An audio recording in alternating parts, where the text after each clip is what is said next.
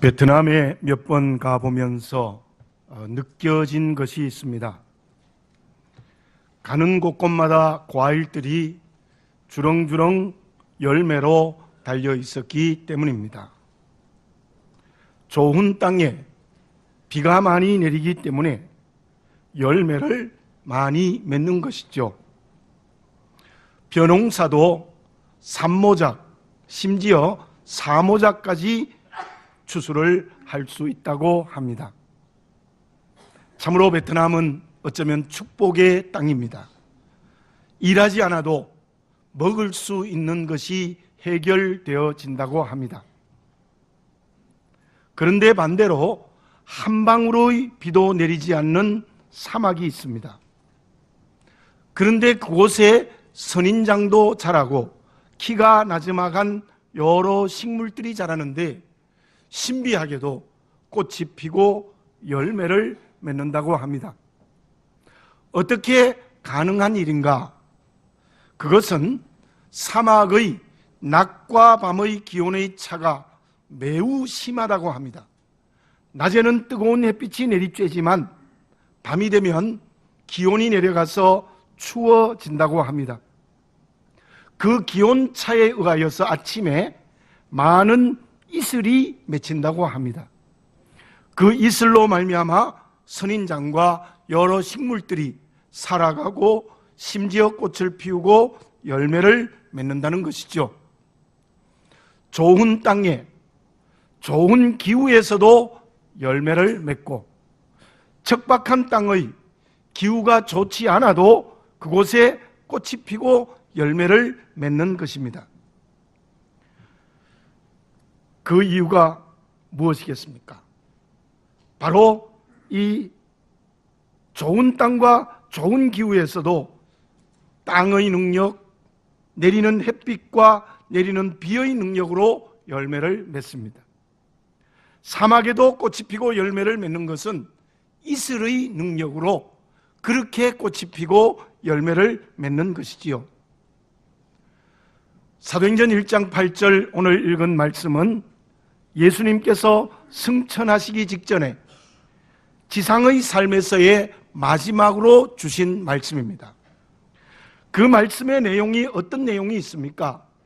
예수 그리스도의 증인이 되어야 한다는 것입니다. 예수 그리스도의 증인이 되기 위해서 어떻게 해야 되겠습니까? 증인이 되기 위한 능력이 있어야 됩니다. 증인이 될 수 있는 실력이 있어야 합니다. 그 능력과 실력이 없으면 예수 그리스도의 증인이 될 수 없는 것입니다. 이 세상도 마찬가지지요. 능력이 있어야 일을 할 수 있습니다. 학교에서 수학을 가르치는 선생님은 수학을 가르치는 실력이 있어야 수학 선생이 될 수 있습니다. 가르치는 실력이 없으면 선생이 될 수 없는 것이죠. 어린아이가 60kg의 무게를 들 수 없습니다. 그러나 건강한 청년은 60kg을 쉽게 들어 올릴 수 있습니다. 왜 그렇습니까? 힘의 능력 때문입니다. 마찬가지로 예수 그리스도의 증인이 되기 위해서는 증인이 되기 위한 능력과 실력이 있어야 되는 것이죠. 그것을 오늘 본문의 말씀 8절에서는 무엇이라고 말씀하고 있습니까? 오직 성령이 너희에게 임하시면 너희가 권능을 받고 그랬어요. 성령이 임재해야 됩니다. 그 성령이 임재하여 성령이 주시는 능력을 받아야 예수 그리스도의 증인이 될 수 있다는 것입니다. 다시 말씀드리면 성령이 주시는 능력이 없으면 예수 그리스도의 증인이 될 수 없다는 것이죠. 그렇다면 그 성령의 능력이 무엇입니까? 바울은 난지 8일 만에 할례 받았어요. 베냐민 족속으로 왕족입니다.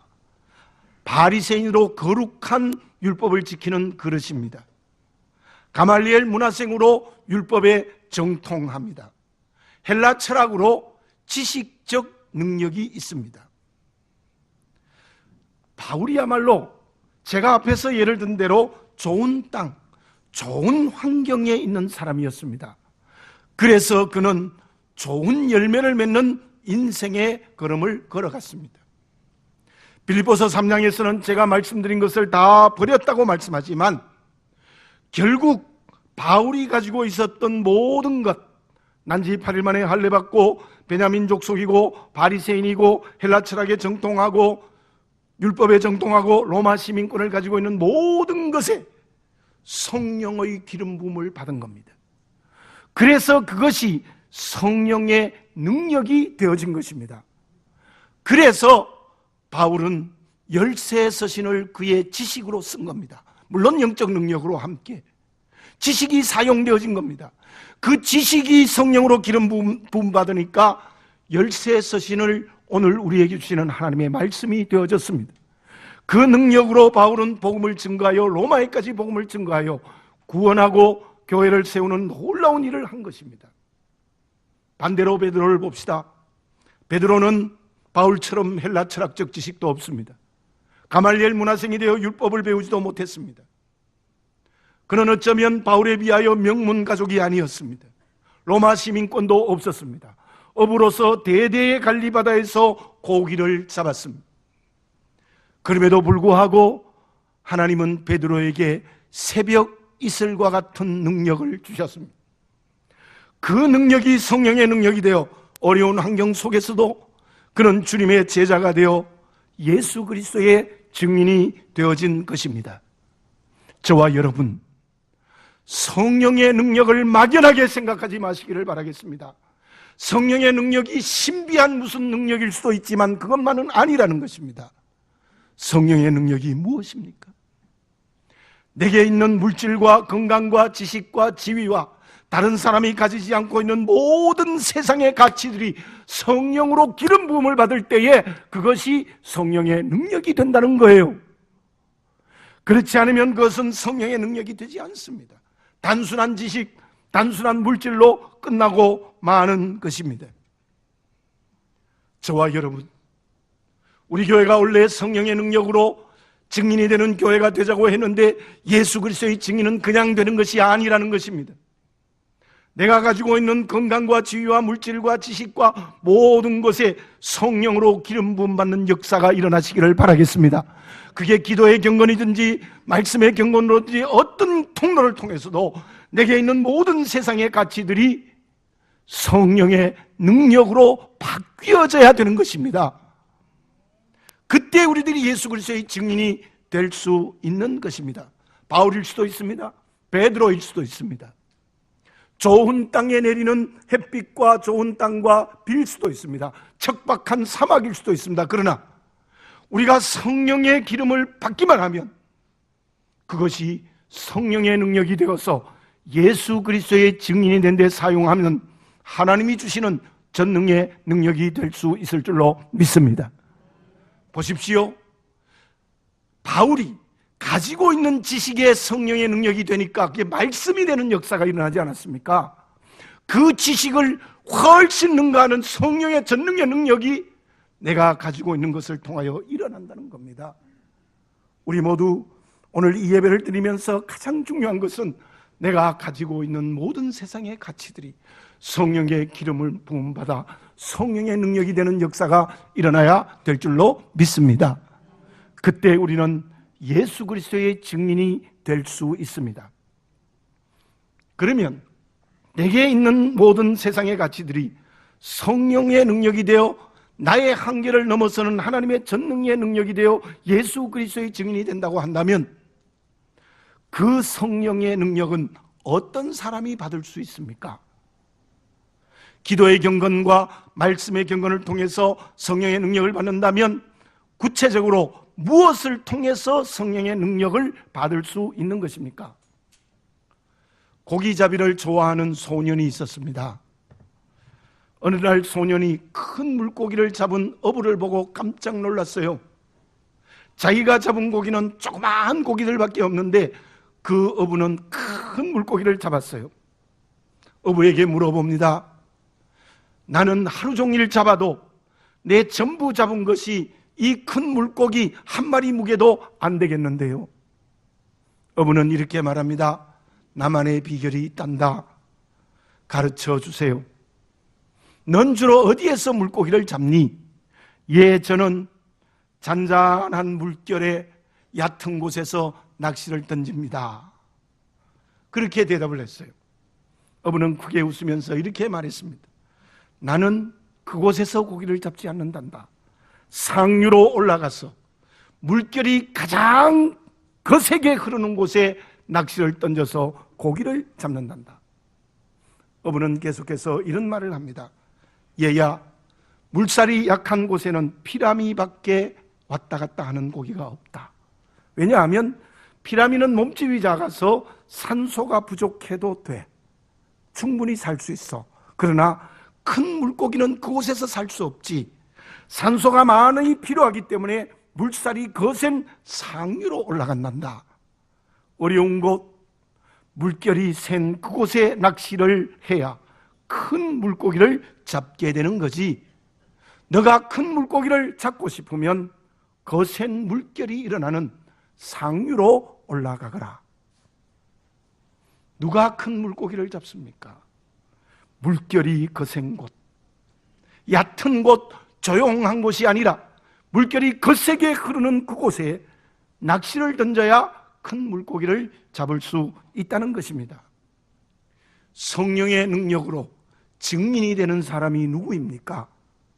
조용한 곳에서, 아름다운 곳에서, 그리고 정말 아늑한 곳에서 성령의 능력으로 증인이 될 수 없습니다. 성령의 능력으로 말미암아 증인이 되는 사람은 거센 물결이 흐르는 곳에 올라가서 낚시를 던질 때 우리는 성령의 능력을 받는 사람이 될 수 있다는 거예요. 그게 무엇입니까? 본문의 말씀 4절을 제가 읽습니다. 사도와 함께 모이사 그들에게 분부하여 이르시되 예루살렘을 떠나지 말고 내게서 들은 바 아버지께서 약속하신 것을 기다리라. 자, 본문을 봅시다. 아버지께서 약속하신 것이 성령의 능력입니다. 맞죠? 성령의 능력입니다. 그러면 성령의 능력을 받기 위해서는 어떻게 해야 합니까? 예루살렘을 떠나지 말아야 되는 거예요. 예루살렘을 떠나면 성령의 능력을 받을 수 없습니다. 예루살렘을 떠나지 말아야 성령의 능력을 받는다는 말씀이에요. 그렇다면 그때 120명의 제자와 성도들은 그들에게 예루살렘은 어떤 곳입니까? 십자가에 예수님을 죽인 공회원들, 제사장, 서기관, 바리새인들이 시퍼렇게 눈을 뜨고 있습니다. 만약에 예수 믿는 것으로 잡히면 재산을 몰수당할 수 있습니다. 감옥에 가게 됩니다. 심지어 죽을 수도 있습니다. 얼마의 시간이 지나지 않아서 야고보가 순교하지 않았습니까? 그 당시의 예루살렘의 상황은 예수를 믿으면 예루살렘을 떠나야 살 수 있는 거예요. 예루살렘에 있으면 적어도 감옥에 갇히거나 재산을 몰수당하거나 아니면 심지어 죽을 수도 있습니다. 실로 그때 예루살렘은 고난의 장소입니다. 우리 주님께서 공중에 나는 새도 집이 있고 여우도 그리스도의 인자는 머리 둘 곳이 없다며 고난의 길을 걸어가신 예루살렘, 저 십자가까지 골고다 산상까지 십자가를 지고 울며 피를 흘리며 가셨던 곳, 살과 피를 다 찢기시고 죽으신 예루살렘, 그 예루살렘에 있어야 성령의 능력을 받는다는 겁니다. 그 예루살렘을 떠나면 성령의 능력을 받을 수 없다는 것입니다. 예수님께서 이 말씀을 하신 이유는 무엇입니까? 너희들이 나의 고난에 동참할 때 성령의 능력을 받을 수 있다. 너희들이 내 고난에 동참할 때 성령의 능력을 받을 수 있고 거기에서 예수 그리스도의 증인이 될 수 있다는 것입니다. 죽음을 각오하고 120명이 마가의 다락방에서 합심하여 기도했습니다. 그때 오순절날 성령이 불의 혀같이 갈라지는 역사고 급하고 강한 같은 소리로 임재하여 모두가 다 성령 충만하고 성령의 능력을 받았습니다. 그 120명이 성령의 능력을 받아 기독교의 첫 교회는 예루살렘을 교회를 세우시고 그들은 모두가 다 예수 그리스도의 증인이 되는 역사가 일어났습니다.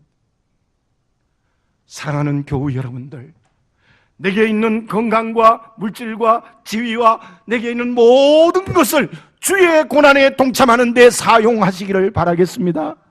그래야 그것이 성령의 능력이 되는 거예요. 쾌락하고 욕심대로 살고 멋대로 사용하면 그는 성령의 능력이 될 수 없는 거예요.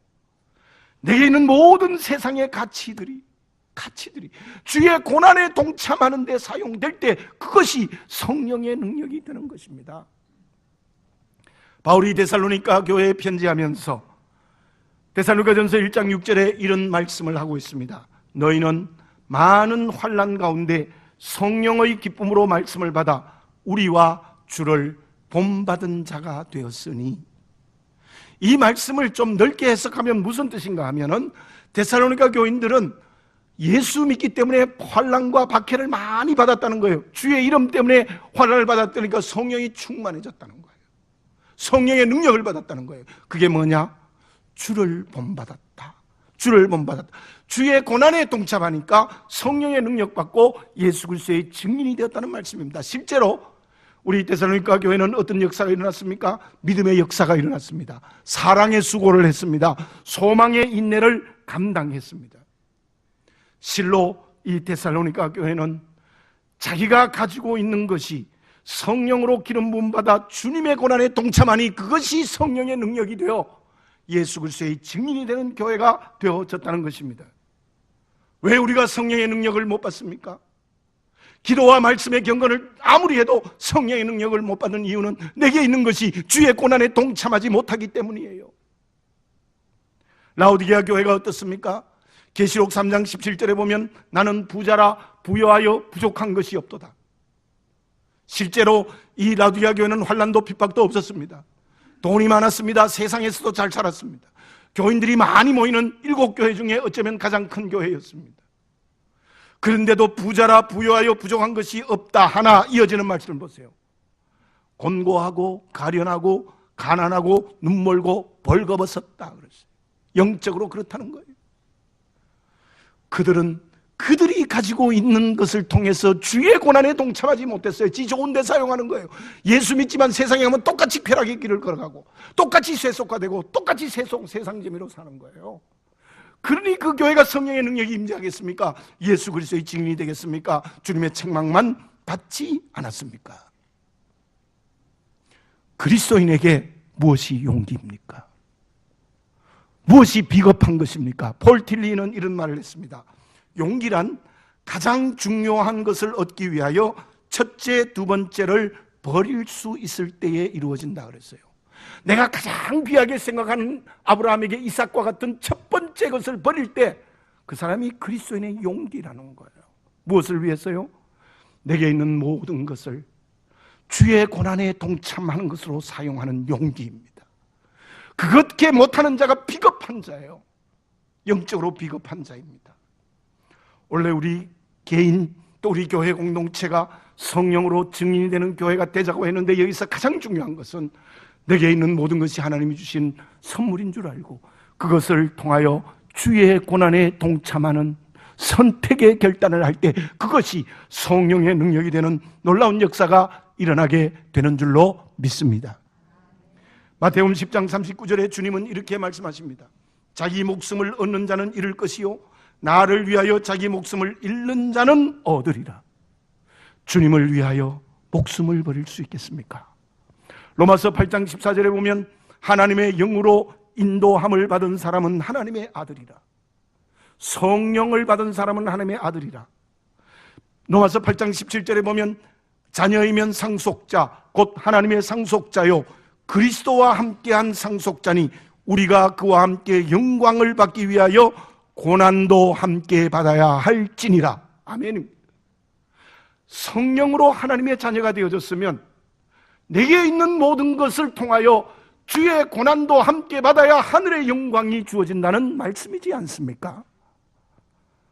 사랑하는 교우 여러분들, 부족한 저를 포함해서 내게 있는 모든 것이 주의 고난에 동참하는 것으로 사용되어지는 선택의 결단이 새로워지시기를 바랍니다. 그때 우리는 그것이 성령의 능력이 되어서 예수 그리스도의 증인이 되는 역사가 일어나게 되는 줄로 믿습니다.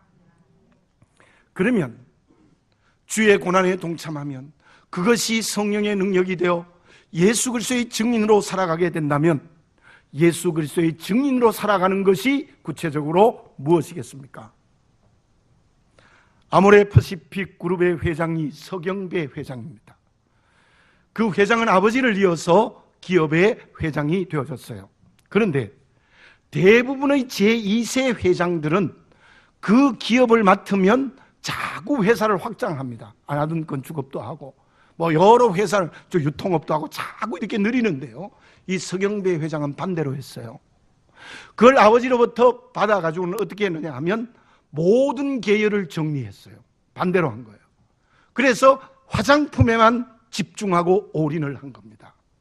그리고 1990년 그 전쯤에는 우리 화장품 모든 회사들이 내수에만 관심을 가졌어요. 왜냐하면 외국 화장품이 우리보다 좋다 해서 그때만 해도 우리나라 사람은 외국 화장품을 선호했거든요. 그런데 서경배 회장 그것에 반대로 했어요. 우리나라의 독특한 제품을 만들자. 그리고 해외 시장을 뚫자. 그래서 그는 1990년 이전에 이미 인삼, 녹차, 한방 화장품을 만들어요. 그리고 1990년에 중국 시장을 뚫기 시작했습니다. 그리고 드디어 미국 시장을 뚫어서 미국의 많은 사람들이 아모레 화장품을 써요. 2012년에 3조 4,317억을 매출을 기록했고 작년에는 5조 5천억을 매출을 기록했습니다. 이 돈이 도대체 얼마입니까? 5조 5천억이. 우리나라의 이건희 회장 다음으로 최고의 주식 부자입니다. 기업도 반대로 하니까, 다르게 하니까 이렇게 성공한 거예요. 여러분, 성령으로 증인이 되는 것은 세상 사람과 달라야 돼요. 세상 사람과 반대로 가야 그 사람이 진짜 증인이 될 수 있는 거예요. 똑같이 가니까 안 되는 거예요. 제가 이번 부흥회의 말씀에 은혜를 받기도 했지만 그 제목을 보고 저는 너무너무 은혜를 받았어요. 제목 자체, 예배가 예배되기 위하여, 감사가 감사되기 위하여, 십자가가 십자가 되기 위하여, 믿음이 믿음 되기 위하여, 성령이 성령 되기 위하여. 무슨 말이에요? 이 제목이 저는 너무 은혜가 됐어요. 우리 예수 믿는 사람이 달라져야 된다는 거예요. 반대로 바뀌어야 된다는 거예요. 세상 사람과 똑같이 돌아가면 안 된다는 거예요. 그게 구체적으로 무엇입니까? 예수님은 내 한 사람에게, 우리 교회에게 이렇게 말씀하셨습니다. 너희는 세상의 빛이라, 너희는 세상의 소금이라. 바울을 통해서는 향기와 편지라, 이렇게 말씀하셨어요. 온 세상이 어두워질 때도 나는 빛이 되어야 되는 거예요. 온 세상이 불의와 거짓으로 가득할 때 나는 소금처럼 깨끗하고 정결해져야 되는 거예요. 온 세상이 세속화의 냄새를 낼 때 나는 그리스도의 향기를 발해야 되는 거예요. 세상 사람들이 거짓의 성공에 머물러 있을 때에 우리는 그리스도의 편지가 되어야 되는 거예요. 그렇게 돼야 돼요. 그 사람이 증인이 되는 거예요. 그걸 다른 말로 말하면 무엇입니까? 우리는 교회 안에서나 교회 밖에서나 믿음의 모범을 보여야 돼요. 믿음의 모범을 보여야 돼요. 정말 예수 믿는 자로서의 믿음의 모범을 보여요. 물론 우리가 행위로 구원 얻은 것은 분명히 아닙니다. 십자가의 은혜로 구원 얻었지만 구원 얻은 우리들이 기도의 경건이 있고 말씀의 경건이 있고 성령의 인도함의 경건이 있다면 우리가 삶에서 자꾸만 빛으로, 향기와 편지로, 소금으로 바뀌어져야 되는 거예요. 안 바뀌어요. 그러니까 증인이 안 되고 온 세상 사람으로부터 버림받아 발에 밟히고 있는 것이 아니겠습니까? 믿음의 정체성을 바르게 발견해서 우리 모두 가정에서, 이웃과의 만남에서, 직장에서, 사업의 현장에서, 또 교회 공동체에서 믿음의 모범을 보이는 그리스도인이 되어져야 될 줄로 믿습니다. 그것이 소극적인 예수 그리스도의 증인입니다. 앞에서 말씀드린 데살로니가 교회는 주를 본받아서 주님의 고난에 동참해서 성령의 능력으로 증인이 되었다고 했는데 1장 7절에 이런 말씀이 있습니다. 그러므로 너희가 마게도냐와 아가야에 있는 모든 믿는 자의 본이 되었느니라. 여러분들 저를 한번 따라서 해볼까요? 모든 믿는 자의 본이 되었느니라. 아멘입니다. 이 데살로니가 교회는 성령의 능력으로 주의 고난에 동참했더니, 증인이 되었더니 교회 안에서 교회 밖에서 온 세상에서 믿음의 모범을 보였다는 거예요. 근데 그 다음 8절을 읽어보면요, 그 믿음의 모범이 마게도냐, 아가야, 저 멀리 각처에까지 퍼졌다 그랬어요. 퍼졌다 그랬어요. 성령으로 증인이 되는 것은 믿음의 모범을 보이는 것입니다. 어떤 빵 장사가 있었어요. 그 빵 장사가 돈을 많이 벌었어요. 장사를 잘해서. 그런데 어느 날 매일 버터를 이렇게 납품하는 그 어떤 농부가 있었는데 어느 날 보니까 무게를 달아보니까 1파운드가 나가야 되는데 많이 모자라는 거예요. 그래서 법정에 고소를 했습니다. 근데 법에 고소를 해보니까 이 농부가 너무 무식해서 1파운드가 얼마인지 모르는 거예요. 그러면 어떻게 1파운드를 결정했느냐? 농부가 그 빵 장사가 팔고 있는 1파운드의 빵을 가지고 와서 그 무게와 똑같이 이렇게 납품을 한 거예요. 무슨 말인지 아시겠죠? 예. 그리고 결국 누가 잘못됐는가 하면 이 빵 장사가 잘 되니까 빵의 무게를 줄이기 시작한 거예요. 빵의 무게. 기가 막힌 일이죠. 그게 발견됐어요. 여러분들 우리가 어떻습니까? 나는 속여도 되고 너는 속이면 안 된다. 나는 거짓말을 해도 되고 너는 진실해야 된다. 우리 부모들이 나는 텔레비 보고 너는 공부해라. 이런 생각이 가득해 있는 거, 그게 믿음의 모범을 못 보이는 거예요. 그 믿음의 모범. 우리 성암교회 공동체 세상에서 오늘의 삶에서 최소한 상식적인 사람이 되면 좋겠습니다. 최소한 사회의 법을 지키는 그리스도인이 됐으면 좋겠습니다. 아니 더 나아가서 우리 모두 증인이 원래 되기 위해서는 신앙의 모범을 보여주는 빛과 소금, 향기와 편지가 되어질 때 우리 교회 공동체가 성령으로 증인이 되는 교회가 될 수 있을 줄로 믿습니다. 뿐만 아니라 적극적으로 복음을 증거해야 됩니다. 말로 또 우리가 삶으로 직접 복음을 적극적으로 증거해야 돼요. 오늘 8절의 말씀이 무엇입니까? 오직 성령이 너희에게 마시면 너희가 권능을 받고 예루살렘과 온 유대와 사마리아와 땅 끝까지 이르러 내 증인이 되리라 하시니라. 어디까지요? 땅 끝까지. 실제로 이 말씀이 기독교 역사 속에 이루어졌습니다. 유대와 사마리아로 퍼져나가고 안디옥으로 가고 또 그 안디옥의 선교사를 파송해서 유럽에, 소아시아에, 로마 제국에, 미국에, 한국에, 중국에, 온 세계로 퍼졌어요. 그러니까 우리가 복음은 가까운 데서부터 멀리까지 다 증거해야 돼요. 자, 우리 교회가 우리 매달 1일 날은 새벽 기도를 하고 조기 청소를 해요. 이것도 선교예요. 선교. 조기 청소를 해요. 너무 적게 모여서 원래부터는 제가 비책을 강구하려고 생각합니다.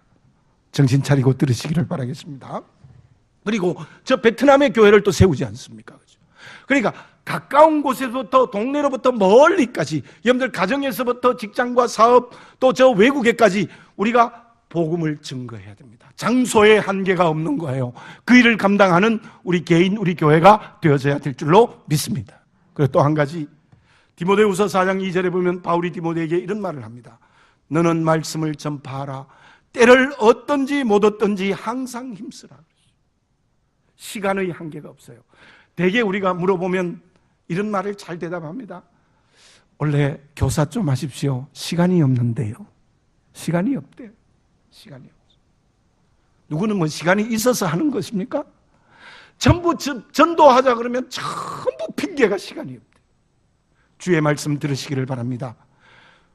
너는 말씀을 전파하라. 때를 얻든지 못 얻든지 항상 힘쓰라. 무슨 말씀입니까? 시간의 한계가 없는 거예요. 변명하면 안 된다는 거예요. 어떤 시간이든지 복음을 증거하라는 거예요. 그런데 오늘 본문의 말씀에 나오는 증인이라는 뜻이 헬라어로 말투스라는 말인데 그 뜻이 순교자라는 뜻이에요. 단순히 법정의 증인만이 아니에요. 무슨 말입니까? 주기철 목사님, 손양원 목사님은 증인이 되었다가 순교했어요. 맞죠? 바울, 베드로, 칼에, 거꾸로 십자가에 많은 사람이 순교한 것은 바로 증인이 되었다가 순교한 거예요. 무슨 말이냐 하면요, 신앙의 모범을 보이고 복음을 증거하는 것이 어정쩡하게 해서는 안 된다는 거예요. 내 삶 중에 한 1%쯤 할까 10%쯤 할까, 그게 아니라는 거예요. 우리의 모든 삶을 통하여서 예수 그리스도의 증인이 되기 위해서는 생명을 걸어야 된다는 거예요. 복음 증거하는 것이, 증인이 되는 것이 내 인생의 방향과 목적이 되어야 된다는 거예요. 그 말씀을 우리에게 하고 있는 겁니다. 6절과 7절을 제가 읽어보겠습니다. 그들이 모였을 때에 예수께 여쭈어 이르되 주께서 이스라엘 나라를 회복하심이 이때이니까 하니 이르시되 때와 시기는 아버지께서 자기의 권한에 두셨으니 너희가 알 바 아니요. 자, 이때 제자들이 어땠습니까? 예수님 부활했으니까 또 40일 다 되어 가니까 아마 예루살렘에 가서 드디어 왕이 되어서 로마를 몰아내고 그리고 경제적 메시아가 될 것이다 이렇게 기대한 거예요. 왜 그렇게 했을까요? 그래야 내가 장관 좀 할 거거든요. 내가 정승될 거거든요. 전부 자기 욕심 때문에 예수님 예루살렘에 가서 왕이 되십시오. 내가 베드로나 아마 국무총리 좀 되지 않을까 이렇게 생각했어요. 그 말을 하는 거예요. 그때 예수님 뭐라고 말씀하셨어요? 때와 시기는 너희 알 바 안다. 하나님의 권한에 있다.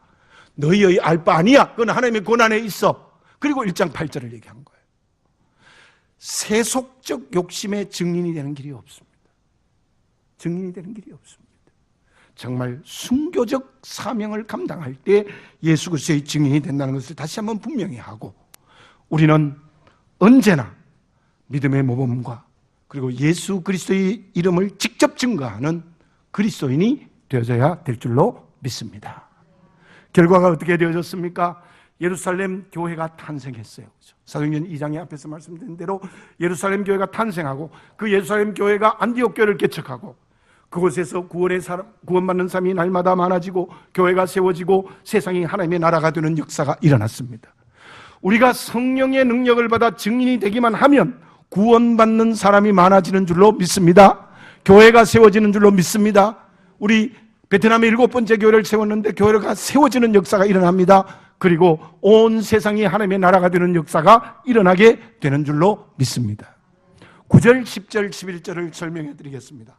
예수님께서 사도행전 1장 8절을 말씀을 마치시고 성교 명령을 마치시고 승천하셨거든요.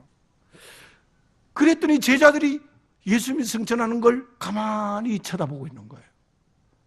그게 무엇인지 아십니까? 닭 쫓던 개가 된 거예요. 똑같습니다. 그 격언이 딱 맞아요. 닭 쫓던 개가 되었어요. 왜?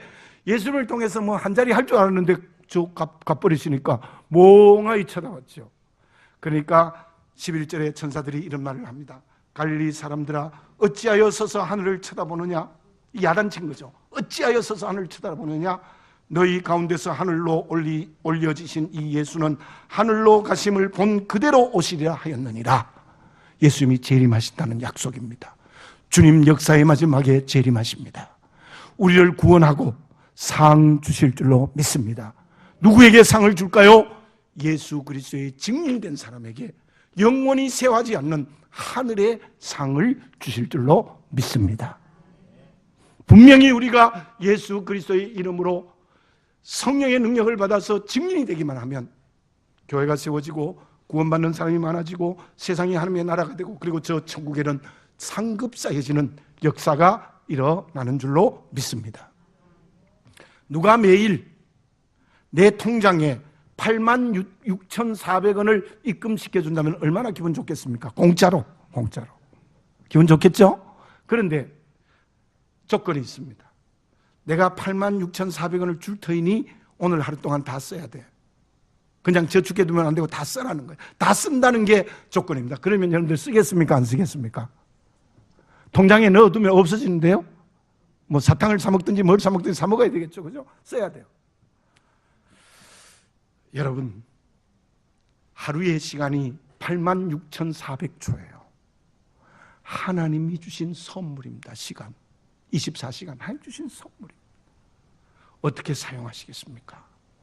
헛되게 사용하여 지나가 버리겠습니까? 욕심 채우는데 급급해질 것입니까? 우리 모두 올해에는 내 개인도 가정도 직장도 사업도 우리 교회 공동체도 예수 그리스도의 증인이 되는데 사용하는 그런 역사가 일어나야 될 줄로 믿습니다.